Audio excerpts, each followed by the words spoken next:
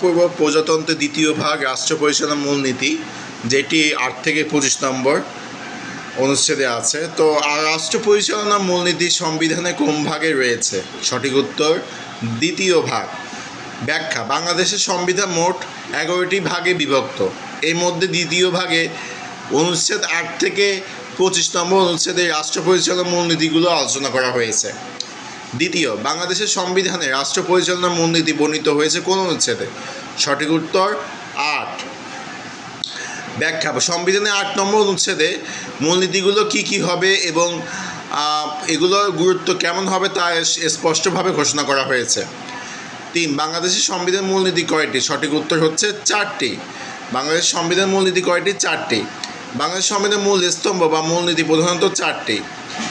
বাংলাদেশ সংবিধান অনুযায়ী রাষ্ট্র পরিচালনার 4 মূলনীতি রয়েছে। এটা হচ্ছে যে সঠিক উত্তর জাতীয়তাবাদ, সমাজতন্ত্র, গণতন্ত্র ও ধর্ম নিরপেক্ষতা।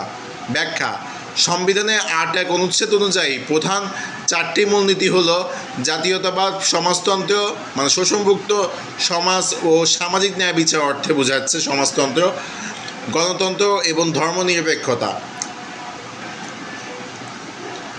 বাঙালি জাতীয়তাবাদী ভিত্তি কোনটি? বাঙালি জাতীয়তাবাদের ভিত্তি হচ্ছে ঐক্য ও সংহতি। এটা সংবিধানের 9 নম্বর অনুচ্ছেদে বলা হয়েছে, একই ভাষা ও সংস্কৃতিতে আবদ্ধ বাঙালি জাতি যে ঐক্যবদ্ধ ও সংহতিমুখী সংগ্রাম করে তা স্বাধীনতা অর্জন করেছে, সেই ঐক্য ও সংহতি হবে বাঙালি জাতীয়তাবাদের ভিত্তি।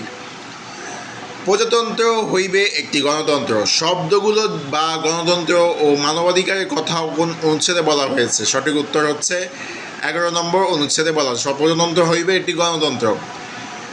এই শব্দগুলো বা গণতন্ত্র ও মানবাধিকারের কথা কোন অনুচ্ছেদে বলা হচ্ছে? এটা 11 নম্বর। সংবিধানের 11 নম্বর অনুচ্ছেদে গণতন্ত্র ও মানবাধিকারে নিশ্চয়তা দেওয়া হয়েছে। এখানে বলা হয়েছে প্রজাতন্ত্র হবে একটি গণতন্ত্র যেখানে মৌলিক মানবাধিকার ও স্বাধীনতা নিশ্চয়তা থাকবে। সংবিধানের কোন অনুচ্ছেদে প্রশাসনের সকল পর্যায়ে নির্বাচিত প্রতিনিধিদের মাধ্যমে জনগণের কার্যকর অংশগ্রহণ নিশ্চিত করার বিধান রয়েছে? এটা হচ্ছে 11 নম্বর অনুচ্ছেদে। সংবিধানে 11 নম্বর প্রশাসনের সকল পর্যায়ে নির্বাচিত প্রতিনিধিদের মাধ্যমে আপনার জনগণের কার্যকর অংশগ্রহণ করার বিধান আর রয়েছে 11 নম্বর। 11 নম্বর অনুচ্ছেদের শেষের অংশে স্থানীয় শাসন বা প্রশাসনের সকল স্তরে জনগণের নির্বাচিত প্রতিনিধিদের মাধ্যমে কার্যকর অংশগ্রহণের কথা বলা হয়েছে। সংবিধানে যে ধারা ধর্মনিরপেক্ষতা নীতি ব্যাখ্যা দেওয়া হয়েছে এটা হচ্ছে আপনার 12 নম্বর অনুচ্ছেদে। সংবিধানে 12 নম্বর অনুচ্ছেদে ধর্মনিরপেক্ষতা ও ধর্মীয় স্বাধীনতার বিস্তারিত ব্যাখ্যা দেওয়া হয়েছে যাতে কোনো ধর্মীয় বৈষম্য না থাকে। সংবিধানের 15 নম্বর অনুচ্ছেদের বিষয়বস্তু কী? সঠিক উত্তর হচ্ছে মৌলিক প্রয়োজনের ব্যবস্থা। 15 নম্বর অনুচ্ছেদের বিষয়বস্তু হচ্ছে মৌলিক প্রয়োজনের ব্যবস্থা। ব্যাখ্যা: 15 নম্বর অনুচ্ছেদটি নাগরিকদের অন্ন, বস্ত্র, আশ্রয়, শিক্ষা ও চিকিৎসা সহ জীবন ধারণের মৌলিক উপকরণের ব্যবস্থা করার রাষ্ট্রীয় দায়িত্ব নিশ্চিত করে। 10 নম্বর মানুষের মৌলিক চাহিদা কয়টি? সংবিধানে জীবন ধারণের জন্য কয়টি মৌলিক উপকরণের কথা বলা হয়েছে?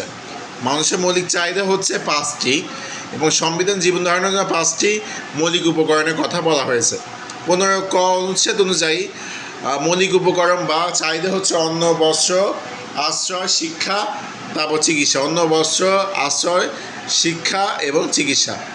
বাংলাদেশের শিক্ষা আইনগত ভিত্তি প্রধান উৎস কোনটি? বাংলাদেশের শিক্ষার আইনগত ভিত্তি প্রধান উৎস হচ্ছে আপনার সংবিধান। যে কোনো দেশের সব আইনের সর্বোচ্চ উৎস হলো তার সংবিধান। শিক্ষার অধিকার ও দায়িত্বের মূল ভিত্তি সংবিধানে 15 ও 17 অনুচ্ছেদে দেওয়া হয়েছে। শিক্ষার অধিকার ও দায়িত্বের মূল ভিত্তি সংবিধানে 15 ও 17 অনুচ্ছেদে দেওয়া হয়েছে। সংবিধানে কোন অনুচ্ছেদে পল্লী বিদ্যুতায়নের কথা বলা হয়েছে? সংবিধানে 17-16 নম্বর অনুচ্ছেদে পল্লী বিদ্যুতায়নের কথা বলা হয়েছে।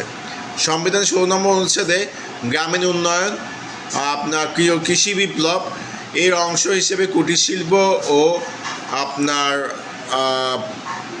পল্লী বিদ্যুতায়নের মাধ্যমে গ্রামাঞ্চলে আমূল রূপান্তরের কথা বলা হয়েছে। কত ধারায় অবৈতনিক বাধ্যতামূলক শিক্ষার জন্য সাংবিধানিক অঙ্গীকার ব্যক্ত হয়েছে? এটা হচ্ছে 17 নম্বর ধারা।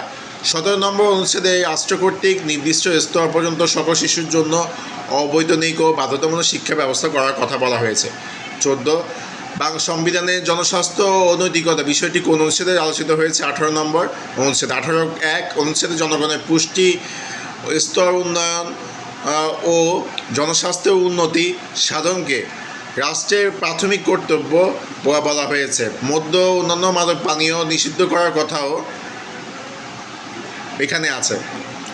পরিবেশ ও জীববৈচিত্র্য সংরক্ষণ ও উন্নয়ন এই বিষয়টি কত নম্বর অনুচ্ছেদে উল্লেখ করা হয়েছে? এটা হচ্ছে পরিবেশ ও জীব বৈচিত্র্য সংরক্ষণ ও উন্নয়ন 18 ক আপনার অনুচ্ছেদে উল্লেখ করা হয়েছে। সংবিধানে 18 ক অনুচ্ছেদে যা পরে সংশোধনীর মাধ্যমে যুক্ত হয়। রাষ্ট্র কর্তৃক বর্তমান ও ভবিষ্যৎ নাগরিকদের জন্য পরিবেশ, জলভূমি, বন, বন্য প্রাণী সহ জীববৈচিত্র্য সংরক্ষণ ও নিরাপত্তার কথা বলা হয়েছে। সংবিধানের কোন অনুচ্ছেদে সুযোগের সমতা সম্পর্কে বলা হয়েছে? সঠিক উত্তর 19.1। 19.1 অনুচ্ছেদে বলা হয়েছে সকল নাগরিকের জন্য সুযোগের সমানতা নিশ্চিত করতে রাষ্ট্র সচেষ্ট হবে।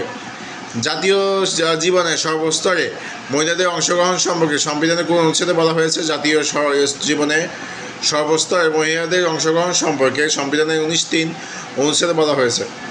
সংবিধান 19.3 অনুচ্ছেদে বলা হয়েছে জাতীয় জীবনে সর্বস্তরে মহিলাদের অংশগ্রহণ সুযোগের সমতা রাষ্ট্র নিশ্চিত করিবেন। উল্লেখ্য আপনার ছবিতে অপশনটি 19.3 হিসেবে স্পষ্ট না হলেও এটি 19 নম্বর অনুচ্ছেদেরই অংশ।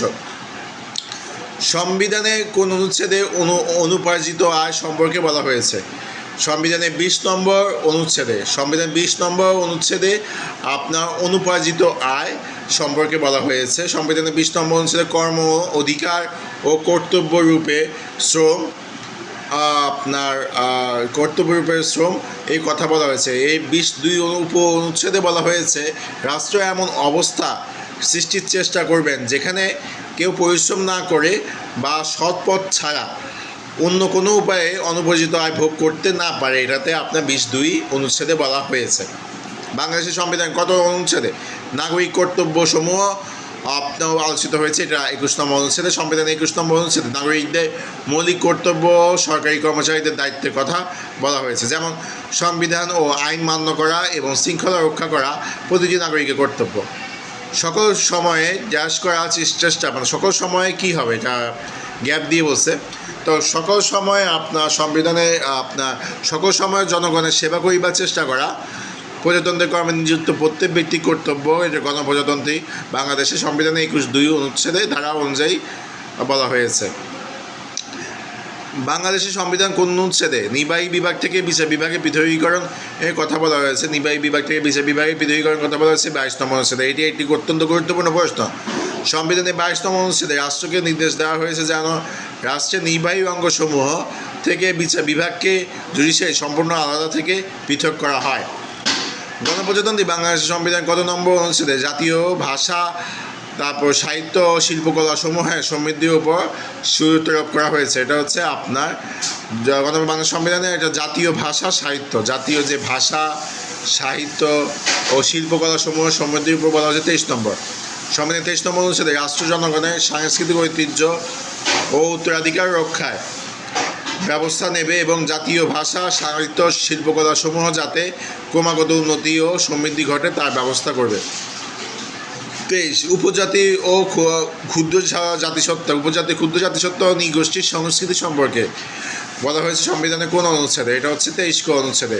সংবিধানের 23 ক অনুচ্ছেদে যা পঞ্চদশ সংশোধনীর মাধ্যমে যুক্ত হয় বলা হয়েছে রাষ্ট্র বিভিন্ন উপজাতি, ক্ষুদ্র জাতিসত্তা, তারপর হচ্ছে আপনার নৃগোষ্ঠী ও সম্প্রদায় ও অন্যান্য বৈশিষ্ট্যপূর্ণ আঞ্চলিক সংস্কৃতি ও ঐতিহ্য সংরক্ষণ, উন্নয়ন ও বিকাশের ব্যবস্থা করবেন। সংবিধানের কত নম্বর অনুচ্ছেদে বৈদেশিক নীতি বা পররাষ্ট্রনীতির কথা বলা হয়েছে? মানে আন্তর্জাতিক শান্তি, নিরাপত্তা ও সংহতি বিষয়ে উল্লেখ আছে 25 নম্বর অনুচ্ছেদে। সংবিধান 25 নম্বর অনুচ্ছেদে বাংলাদেশের পররাষ্ট্রনীতি ফরেন পলিসি নির্ধারণ করা হয়েছে। এই মূল কথা হলো সকলের সাথে বন্ধুত্ব, কারোর সাথে বৈরিতা নয়। 25 নম্বর পররাষ্ট্র বা আপনার ফরেন পলিসি নির্ধারণ করা হয়েছে। এই মূল কথা হচ্ছে সকলের সাথে বন্ধুত্ব, কারোর সাথে বৈরিতা নয় এবং আন্তর্জাতিক সম্পর্কের ক্ষেত্রে শান্তির প্রয়োগ বা পরিহার ও শান্তি বজায় রাখা।